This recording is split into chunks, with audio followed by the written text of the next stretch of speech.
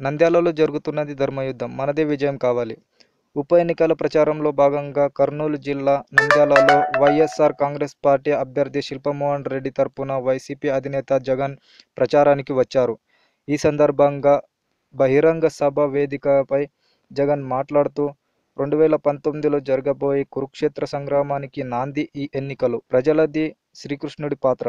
ప్రజలు ఆయుధం పట్టనక్కర్లేదు, యుద్ధం చేయనక్కర్లేదు. తమ చూపుడు వేలితో ఈవీఎం అనే విష్ణు చక్రం తిప్పుతూ చంద్రబాబు కౌరవ సామ్రాజ్యాన్ని కూకటి వేళ్లతో పెలికించాలన్నారు. ఏ మతాన్ని చూసుకున్నా, భగవద్గీత, బైబిల్, ఖురాన్ చదివినా అవి చెప్పేది ఒకటే, ధర్మం, న్యాయం గొప్పవని చెబుతాయి. ఈ నెల 9 నుంచి 21 వరకు ఇక్కడే ఉంటానని, ప్రతి గ్రామానికి, ప్రతి గడపకు వస్తానన్నారు.